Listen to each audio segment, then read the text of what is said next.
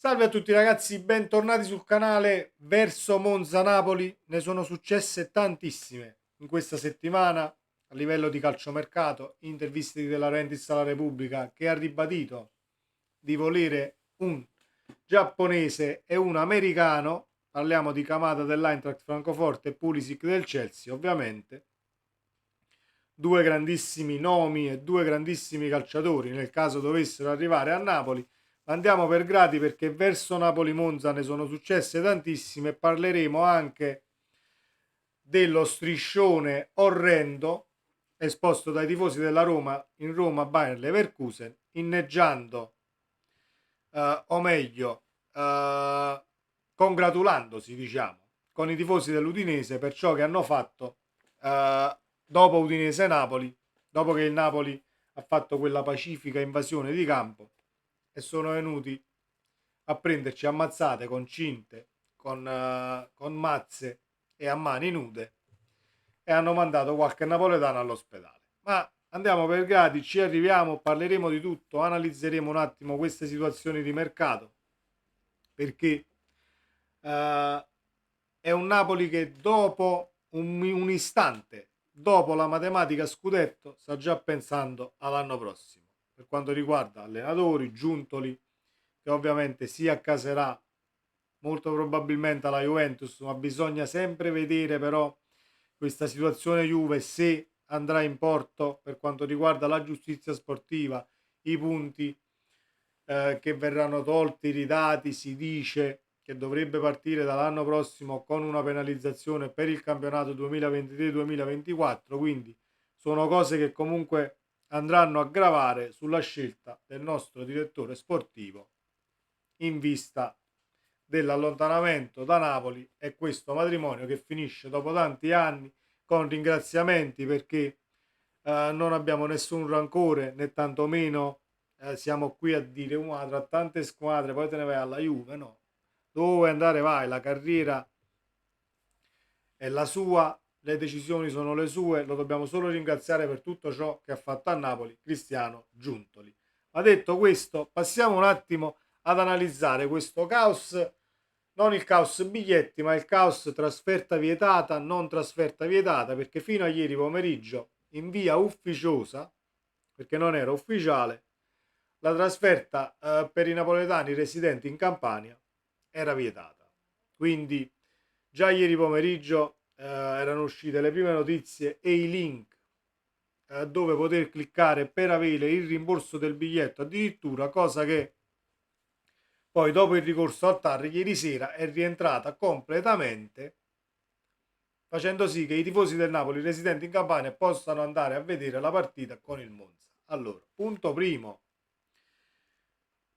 non possiamo arrivare a 36 ore, 48 ore dal match, 2 giorni prima, non si sa se io posso andare allo stadio, se devo chiedere il rimborso, se devo fare biglietti del treno, perché ovviamente treni, aerei, spostamenti, chi prende delle ferie per portare al limite il figlio piccolo a guardare il Napoli, richiama al lavoro, prenditi i permessi, non prenderti i permessi, è un macello, una situazione gestita, l'ennesima poi quest'anno, gestita completamente male.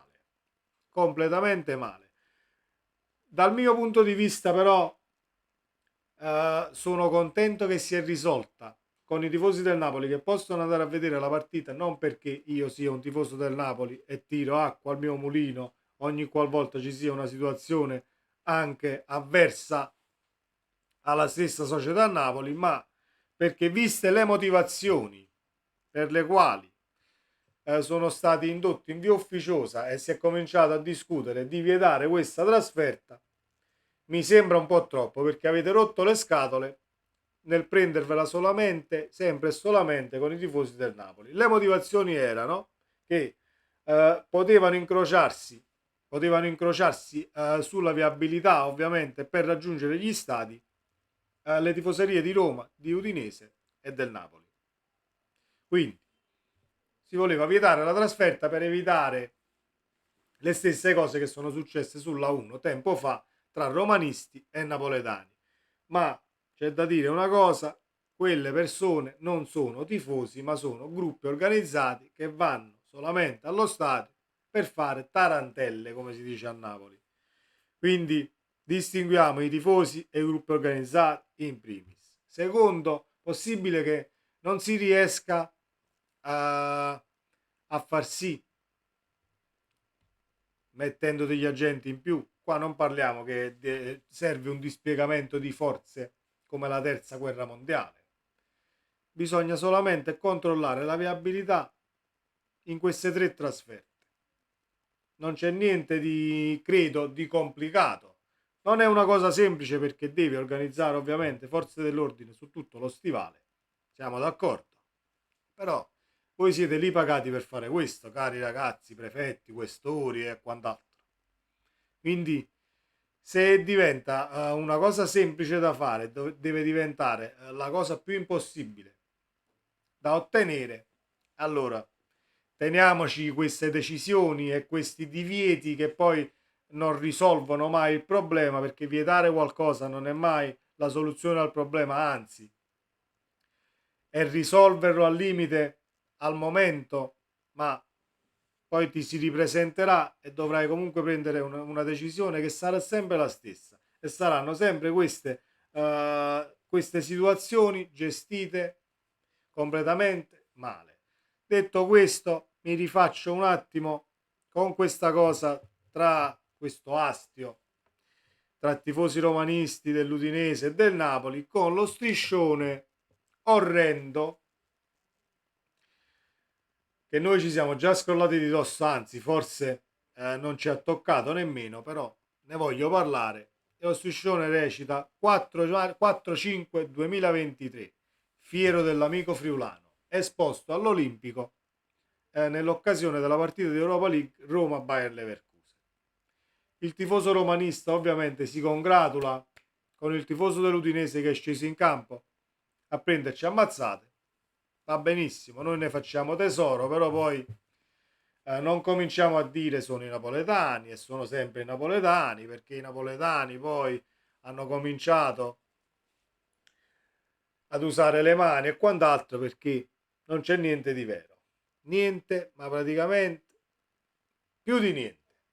Niente è vero, ragazzi. Purtroppo bisogna analizzare, purtroppo per loro, parlo di tifoseria romanista e tifoseria dell'Udinese, purtroppo per loro i fatti gli vanno contro. Non voglio dilungarmi su questa situazione perché tanto lo sappiamo benissimo.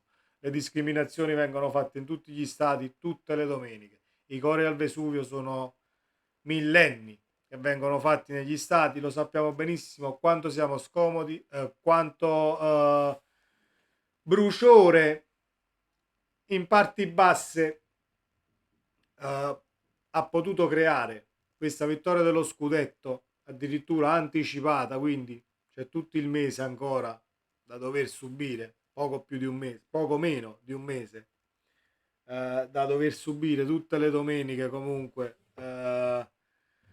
rodimenti e gelosie da parte delle altre tifoserie, ma noi ne siamo contenti perché abbiamo lo scudetto cucito al petto e ce ne laviamo le mani come Ponzio Pilato. Parlando di calciomercato, al di là di Giuntoli alla Juve, c'è questa grana Kim che dovrebbe partire.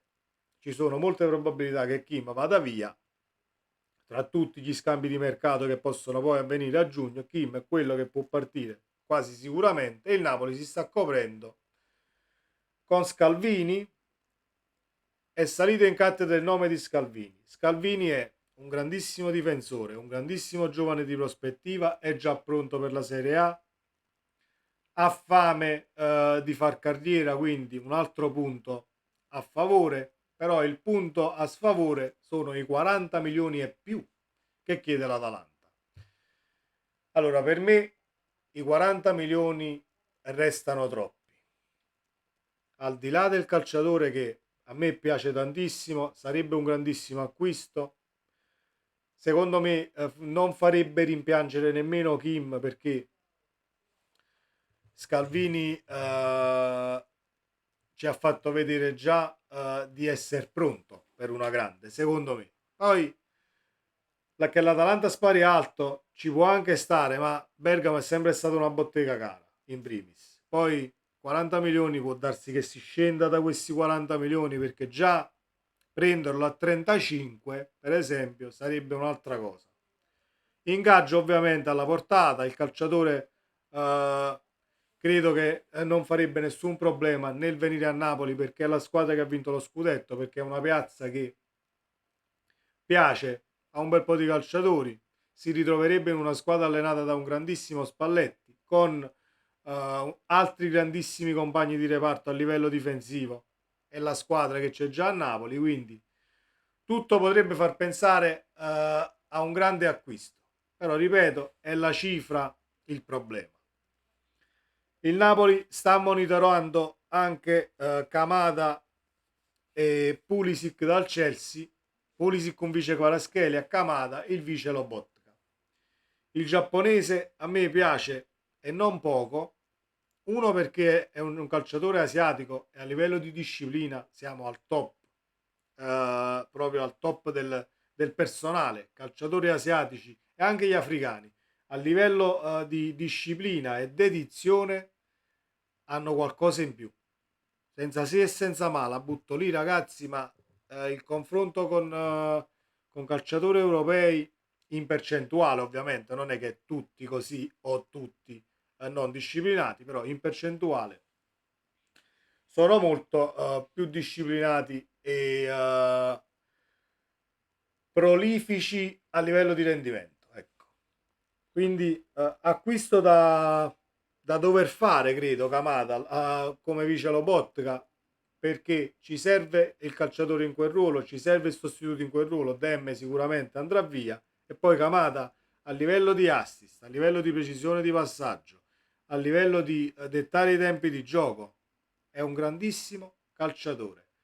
Resta solo il nodo ingaggio. Kamada prende 4 milioni all'anno, che non sarebbe un problema fargli un contratto a 3 e mezzo, non arrivare a 4 milioni, perché sappiamo il tetto ingaggio del Napoli. Però poi da quel punto di vista non riesci ad essere concorrenziale con le altre società, perché arriverà sicuramente qualcuno che arriva a 5 milioni, tu non rientri nel tetto ingaggi, ed è giusto poi che il calciatore vada da un'altra parte, perché non è che noi ci abbassiamo i pantaloni a livello di tetti ingaggi per far arrivare calciatori che poi devono ancora dimostrare se vogliano o meno vestire la maglia del Napoli. Quindi da questo punto di vista ottima la scelta, e diciamo il come il Napoli sta gestendo il mercato e tenendo basso questo monte ingaggi, rientrando con tutti i costi ed essendo una società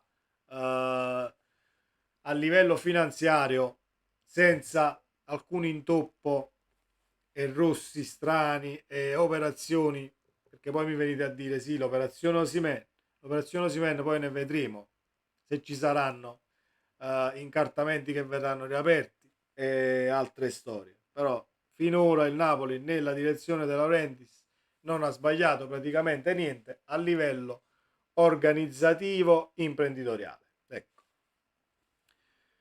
Pulisic Pulisic mi piacerebbe come vice Kvaratskhelia, però là c'è il nodo ingaggio.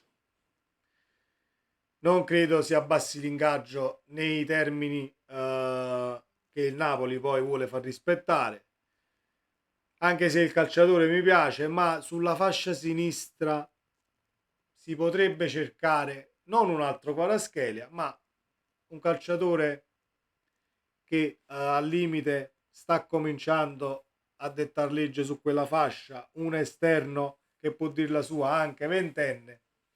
Prenderei più, farei più una scommessa da quel punto di vista sulla fascia sinistra, ma non in regia ovviamente, perché il vice Lobotka serve. Però l'esterno, secondo me, avendo anche Elmas in rosa, che può alternarsi, l'abbiamo visto quest'anno, può alternarsi tranquillamente sull'esterno e fare il vice Kvaratskhelia, puoi tranquillamente puntare su un giovane di prospettiva, lo vai a beccare, e poi sarà merito di Spalletti farlo, metterlo a suo agio, sarà merito poi di Spalletti, e sarà dovere di Spalletti metterli in condizione di far bene. Quindi prendere un calciatore sicuramente già forte come Pulisic e metterti un ingaggio importante sul groppone, sulla sinistra non lo so. In regia spenderei qualcosa in più e mi darei anche un pizzico sulla pancia, come si dice a Napoli, per quanto riguarda l'ingaggio, perché il vice Lobotka serve come il pane. Lobotka quest'anno ha giocato tutte le partite e le partite che non ha giocato il Napoli non girava. Vuoi perché Demme ha avuto pochissimo minutaggio tra infortuni, è una stagione compromessa, ma anche al massimo della condizione Demme non è Lobotka e l'abbiamo visto. Quindi serve come il pane un vice Stani. Detto questo, ragazzi, erano queste le poche cose che volevo analizzare prima di arrivare a Monza-Napoli, che si giocherà domani. Abbiamo visto anche che ci sarà un ampio turnover, almeno per ciò che abbiamo letto ieri. Dovrebbe giocare Zerbin al posto di Kvaratskhelia, dovrebbe giocare Gaetano, riposa Lobotka, riposano anche in difesa perché dovrebbe giocare almeno Juan Jesus. A ciò che abbiamo letto ieri dovrebbe giocare Juan Jesus e Ostigard molto probabilmente, ma poi vedremo come si presenta la Spalletti a questa partita. Abbiamo fatto una grandissima partita anche con la Cremonese in Coppa Italia, ragazzi, prima di arrivare a perderla comunque, a perdere la partita ed uscire dalla Coppa Italia. Però con quell'11 cambiato per 10 elementi, comunque abbiamo espresso gioco, è vero, prendi delle imbarcate, prendi i gol, però contro il Monza questi tentativi li puoi fare e poi credo che il Napoli non si snaturi a livello di gioco e renda comunque, faccia una prestazione comunque all'altezza con le riserve. Poi sarà la partita a dire la sua, vedremo come andrà a finire.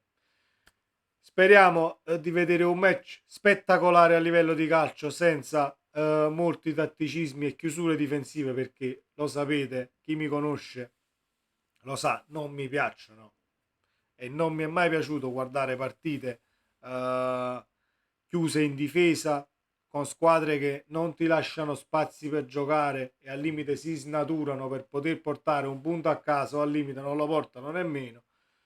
Sarebbe bello vedere l'ennesima partita di calcio giocato e ci sono tutti gli elementi, ci sono tutti, perché il Monza è una squadra che gioca comunque aperta con tutti, non si è mai snaturata, non si chiude difensivamente, quindi credo che da una parte e dall'altra ci possa essere qualche gol.